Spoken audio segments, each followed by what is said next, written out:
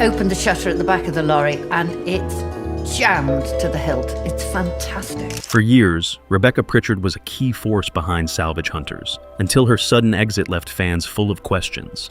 The official story never quite added up, but now, new details are starting to surface. In 2026, the truth behind her departure may finally be coming to light. So, what really happened, and where is she now? Let's find out. The systematic erasure of a partner. The premiere of Salvage Hunters Season 9, which debuted in early 2018, introduced a jarring shift that many longtime viewers found difficult to process. Drew Pritchard appeared on screen alongside a fresh-faced researcher, but the introduction was handled with such casual indifference that it felt like a deliberate attempt to distract from a massive void. Rebecca Pritchard, a woman who had been a fixture in every single episode since the show's inception in 2011, was suddenly nowhere to be found. There was no heartfelt goodbye, no retrospective of her contributions, and absolutely no explanation provided to an audience that had invested 7 years into the unique professional and personal chemistry between the two. Rebecca hadn't just been a supporting character. She was as foundational to the show's identity as Drew himself, and her silent removal felt like a glitch in the reality of the program. Naturally, the digital landscape ignited with intense speculation. Dedicated forums and social media groups became breeding grounds for theories. Some suggested that Rebecca had simply sought a quieter life following the finalization of her divorce from Drew in 2017. Others leaned toward darker narratives involving behind-the-scenes friction with producers or health concerns that had necessitated an early retirement from the limelight. However, the reality of the situation, shielded by the walls of the production office and the legal teams managing the fallout of a broken marriage, was far more cynical. Rebecca's exit from Salvage Hunters was not a voluntary step toward privacy. It was the calculated result of a strategic maneuver. Network executives and Drew had concluded that the show's primary asset was Drew's singular personality and expertise. They wagered that the brand could survive by erasing the partnership that had actually built the show's international profitability over 8 successful seasons.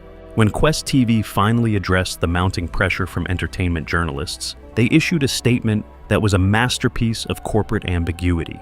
They claimed that Rebecca had chosen to move on to pursue other opportunities, and that the production team wished her the best. They expressed total confidence that the series would flourish under a revamped format centered on Drew's solo expeditions and his network of dealers. What the statement left out was the cold truth. Rebecca hadn't left to find new horizons. She had been handed an ultimatum. Producers had made it clear that if she stayed, it would be in a vastly diminished role with significantly reduced pay, reflecting the network's cold assessment that she was a replaceable part rather than an indispensable partner. For years, the true account of Rebecca's disappearance was buried under the weight of non-disclosure agreements and legal settlements. These contracts were designed to protect the show's commercial value and shield the network from accusations of facilitating what Rebecca's legal counsel privately termed the systematic erasure of a female contributor. Her business acumen and antique expertise had been vital to the show's rise. Yet her presence became an inconvenience the moment the marriage ended. The show's format was built for simplicity, and maintaining a professional bond after a divorce was a complexity the network was unwilling to navigate. The silence finally began to crack in late 2025. As those ironclad NDAs started to expire, sealed documents from the divorce proceedings surfaced through British court records. It became clear that Rebecca's legal team had strategically ensured these files would eventually enter the public domain, resisting Drew's efforts to buy her perpetual silence. The records painted a troubling picture of a woman fighting to keep her voice in a world determined to mute her. Uncovering the truth of Rebecca's life during the 7 years since her disappearance required a meticulous investigation. It involved sifting through court filings, tracking business registrations, and speaking with industry insiders who had stayed in touch with her away from the cameras. Eventually, it led to direct communication with Rebecca herself. Now that time has passed and legal shields have dropped, she is finally able to reveal a story that exposes how a woman's vital contributions to a global success can be minimized and eventually wiped away when they no longer fit a male-centric narrative. This wasn't just about a divorce. It was about the cost of being an inconvenient truth in the world of television. The architect of the antiques empire. Rebecca Pritchard's presence on Salvage Hunters was traditionally framed as that of a researcher and a steady voice of financial caution. To the casual observer, she was simply there to offer historical background on Drew's potential acquisitions or to challenge his impulsive collector's instincts when his excitement threatened to overshadow sound business logic. However, what the audience failed to grasp, largely because the show's editing prioritized Drew's vibrant persona, was that Rebecca served as the vital financial architect. She was the one who constructed the entire business infrastructure, ensuring that Drew Pritchard Antiques remained profitable enough to fuel a global television production and support the affluent lifestyle that the show occasionally put on display. The roots of this partnership trace back to the early 1990s in Wales. When Rebecca met Drew, she brought a formidable background in art history and business administration to the table, which perfectly balanced Drew's self-taught mastery of architectural salvage. From the very start, their union was as much a professional alliance as it was a romantic one. Rebecca's organizational precision and her grasp of market fluctuations provided a necessary strategic direction for Drew's instinctive, yet often disorganized, approach to trade. While Drew could uncover spectacular finds, his habit of acquiring items without a clear plan for profitable resale often led to cash flow hurdles, problems that Rebecca's structured management consistently solved. Before the cameras ever arrived, the business they operated was respectable but small. Drew had a solid reputation among specialists, yet they were far from wealthy or famous outside of niche antique circles. The transformation from a modest operation into a powerhouse was the direct result of Rebecca's foresight. She recognized that Drew's personality and genuine knowledge could be a goldmine for television if packaged correctly. She understood that a successful show needed to emphasize the thrill of discovery and the hunt to captivate a general audience, rather than getting bogged down in the technical minutiae that only experts would enjoy. In fact, Rebecca was the driving force behind the development of the Salvage Hunters concept and the primary negotiator for their inaugural deal with Quest TV. Her business intelligence was just as critical to the show's birth as Drew's on-camera charisma. Yet, once the series became a hit, a specific narrative took hold in both the episodes and the marketing. This was Drew Pritchard's show. His vision was promoted as the bedrock of the program, while Rebecca's vital work was downgraded to a supporting role. The public was led to believe she was easily replaceable, someone who merely did basic research and provided a bit of dramatic tension by questioning Drew's choices.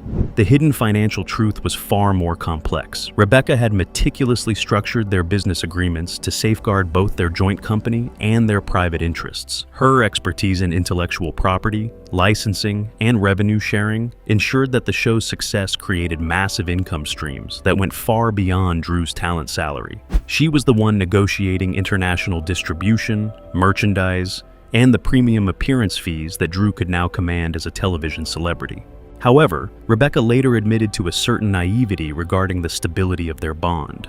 She had assumed that as they reached unprecedented levels of success, Drew would continue to honor the legal and informal agreements that designated her as an equal partner. The shift from a true partnership to a more troubled, hierarchical dynamic happened slowly. Rebecca eventually realized she had overlooked warning signs that, in hindsight, were glaring. She had initially dismissed Drew's growing ego and his increasing tendency to minimize her contributions as temporary side effects of fame, rather than a fundamental change in how he viewed her role and their shared life. The hidden deception. The infidelity that ultimately dismantled Drew and Rebecca's union became public knowledge in 2016, sparked by a violent confrontation at a pub in Conwy.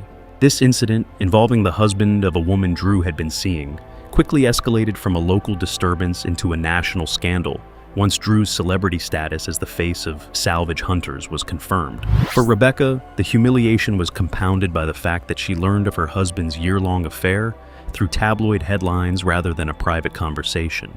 However, the betrayal ran much deeper than personal heartbreak. The affair revealed a web of lies that extended into their professional world. Drew's involvement with the woman, a wealthy client of Drew Pritchard Antiques, required him to deceive Rebecca about his schedule and business dealings.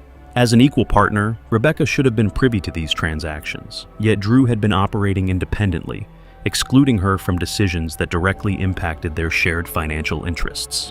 This overlap of business and romance raised serious questions about whether Drew's professional judgment regarding item valuations had been compromised to impress his lover. More devastatingly, as divorce proceedings began, Rebecca's examination of their financial records uncovered a systematic effort by Drew to undermine her. Evidence suggested that roughly 18 months before the scandal broke, Drew had begun restructuring their business to diminish Rebecca's ownership. He had diverted revenue streams into entities he controlled alone, suggesting he had been planning a financial separation long before the marriage actually failed. Forensic accounting revealed that Drew had established new corporate bodies to hold valuable assets, including intellectual property rights for Salvage Hunters and key supplier relationships. These were structured to give Rebecca minimal or no stake, despite being built through their joint efforts. Most galling was the discovery that Drew had worked with legal and financial advisors for over a year to hide these maneuvers, ensuring the transactions appeared routine to avoid later challenges. The subsequent divorce trial exposed a pattern of behavior where Drew took credit for Rebecca's labor, while privately branding her as mere administrative support. Witnesses testified that Drew believed Rebecca's departure would benefit the show, claiming her presence was a reminder of his failed marriage and that her expertise slowed the program's pace, taking time away from his own personality. What began as a discovery of a broken vow ended as the revelation of a calculated professional erasure. The conspiracy behind the screen.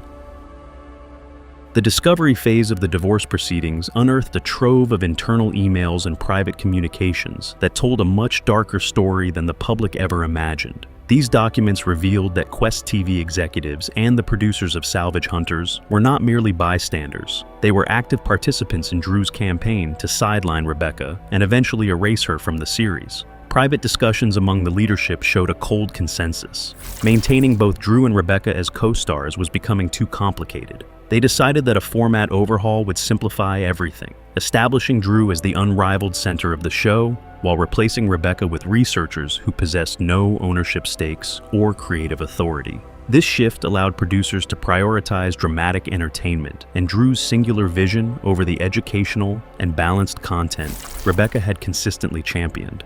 The network's true stance, articulated in messages never meant for the light of day, was that Salvage Hunters was fundamentally Drew's platform. They viewed Rebecca's value as being primarily derived from her status as his wife and partner, rather than seeing her as a contributor whose unique expertise was vital to the show's commercial health. While executives admitted she was instrumental during the first few seasons to establish the program's credibility, they argued. They argued that once Drew became a recognizable television celebrity, her presence became a hurdle. They believed her involvement restricted their flexibility to manufacture storylines and steer the show in directions that didn't always align with her professional standards for the brand. Even more damaging were the communications, detailing how producers specifically collaborated with Drew to diminish Rebecca's screen time. They devised a narrative strategy to make her eventual exit appear like a natural progression rather than the abrupt termination of an 8-season partnership. This calculated plan involved the gradual introduction of secondary researchers to handle her on-screen duties, editing her segments to make them feel less integral to the episode's flow, and focusing heavily on Drew's solo travels. By emphasizing his independent relationships with dealers and craftsmen, they slowly dismantled the collaborative dynamic that had defined the show since 2011. From Rebecca's perspective, this coordination was a profound betrayal that violated the very essence of the agreements she had fought for. When the show was born, she had negotiated contracts that secured her a co-producer credit and guaranteed her role as an essential cast member with creative input. However, network lawyers had suggested that her contracts were sufficiently ambiguous to allow for a reduction in her role without a technical breach. Their strategy was to make her position so insignificant and financially unrewarding that she would choose to quit, thereby saving the network from a messy termination and potential legal claims regarding interference with her business interests. The records also highlighted how Drew used his leverage as the show's main attraction to pressure producers. He reportedly threatened to abandon Salvage Hunters entirely if he was forced to continue working alongside his ex-wife. Facing the possibility of losing their lead star, executives made a cold business calculation. They believed the show could not survive without Drew, but could easily weather the loss of Rebecca, despite her popularity with a large segment of the audience who valued her measured analysis. In their eyes, Drew's refusal to work with her created an impossible scenario that could only be solved by her departure. regardless of the fairness of the situation or her foundational role in building the empire. The rise of a new heritage. When the cameras finally stopped rolling for Rebecca Pritchard, her story didn't fade into the quiet retirement or the professional exile that Drew and the network executives might have anticipated. They likely hoped she would simply vanish from the antiques trade to avoid competing with their show or challenging the carefully crafted narrative regarding her departure. Instead, Rebecca took the financial settlement from her divorce and her deep web of industry connections to forge a rival operation. This new venture wasn't just a business, it was a sophisticated reflection of everything she had learned about the evolving market during the years she spent building Drew's television-fueled empire. Founded in late 2017, her new business was named Pritchard Heritage. The choice was deliberate. She kept her surname to maintain her established reputation, while clearly signaling that this was her independent domain, entirely separate from Drew Pritchard Antiques. Initially, the operation was modest. Rebecca worked alone, focusing on Welsh antiques and architectural elements, the very areas of expertise she had mastered while researching for Salvage Hunters. However, she differentiated herself by embracing digital marketing, social media, and online auctions. This allowed her to reach a modern customer base that traditional antiques fairs often missed. The success of Pritchard Heritage was staggering, even to Rebecca. Her first year's revenue exceeded every projection, proving that her expertise was a powerful force independent of her former partner or television exposure. Interestingly, many customers who sought her out explicitly mentioned that they had watched the show and trusted her measured knowledge more than Drew's often impulsive and occasionally oversold enthusiasm. This feedback was a revelation for Rebecca. She realized she had internalized the show's narrative that she was merely a supporting player, when in reality, her contributions were foundational. By 2020, Pritchard Heritage had grown to include 3 employees and a larger facility that combined a showroom with an online fulfillment center. The business was profitable enough to allow her to live comfortably and operate according to her own values, prioritizing authenticity and customer education over the pressure for quick turnover. She had built exactly what she believed in, a high-quality operation rooted in integrity. Throughout these years, Rebecca intentionally avoided the spotlight. She steered clear of media attention to protect her privacy after a humiliating public divorce, and to ensure she didn't provide any grounds for Drew or the network to claim she was violating non-disclosure or non-compete agreements. However, by 2025, the legal shackles began to loosen. The catalyst for her decision to finally speak out was Drew's own publicity tour for his memoir. The book offered a sanitized, revisionist history, characterizing her exit from the show as a mutual decision while completely omitting her role in his success. This erasure infuriated former colleagues who knew the truth, and their encouragement finally pushed Rebecca to reclaim her narrative before his version of history became the only one left standing. The final reckoning. Rebecca Pritchard's decision to finally shatter her 7-year silence regarding the reality of Salvage Hunters began not with a roar, but with a series of meticulous, evidence-backed revelations. In January 2026, she began releasing social media posts that were as measured as they were devastating. These disclosures were anchored by a horde of court documents and private emails that she had been legally shackled from sharing until various non-disclosure agreements finally expired. The impact was instantaneous. Entertainment journalists and antique trade analysts quickly realized that Rebecca's testimony directly dismantled the official story.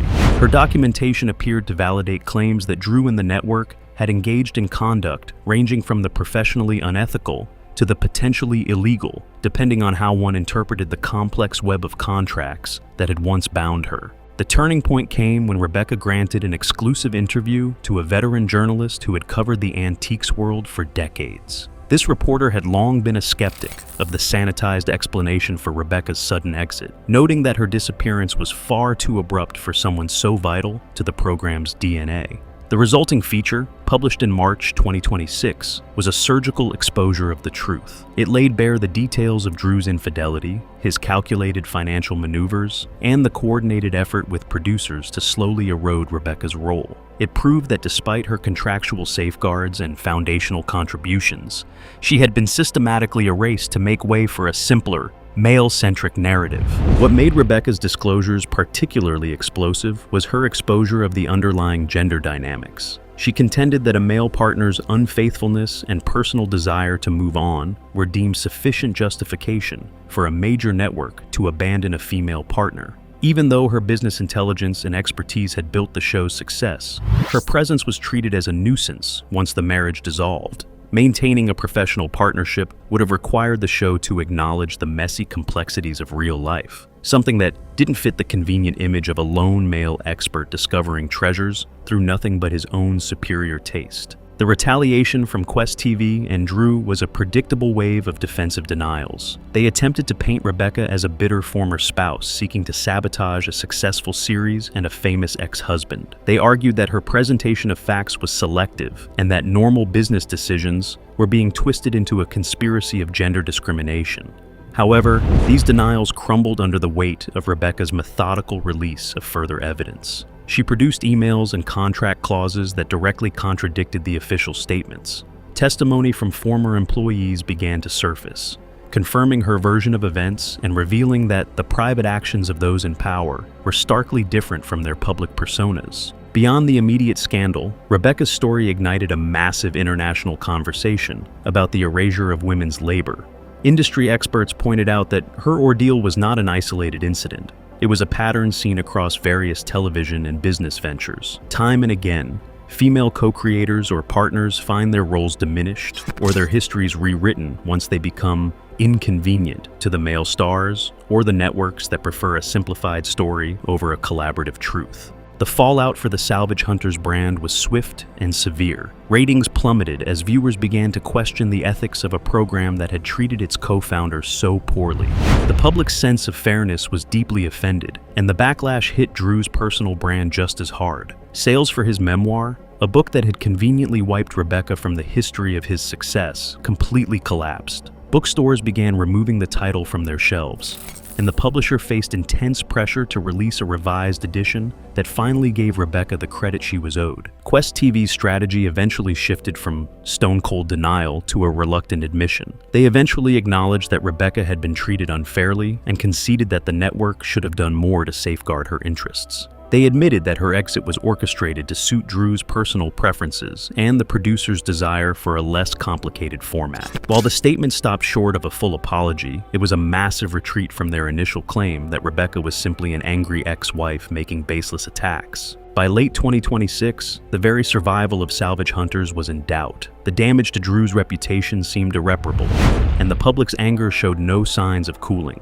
When Quest TV placed the show on an indefinite hiatus, it was widely seen as a cancellation in all but name. The network simply couldn't risk the legal and public relations disasters that would come with attempting to resume production under the current cloud of allegations. As for Rebecca, her future remains a work in progress. While her independent business, Pritchard Heritage, continues to thrive, she spent years living under a shadow of silence that allowed Drew's false narrative to define her. Some had assumed she left because she wasn't actually important to the show, or that she simply couldn't handle the awkwardness of a post-divorce workplace. Her decision to speak was an act of reclamation, a reassertion of the truth over 7 years of convenient fictions maintained to protect Drew's ego and the network's profits. Whether this move leads to the broad recognition she deserves remains to be seen, but the echoes of her revelations continue to shake the foundations of the antiques industry. If you enjoyed this deep dive into the hidden history of Salvage Hunters, make sure to like this video and subscribe to our channel for more untold stories from the world of television. Don't forget to hit the notification bell so you never miss a new chapter.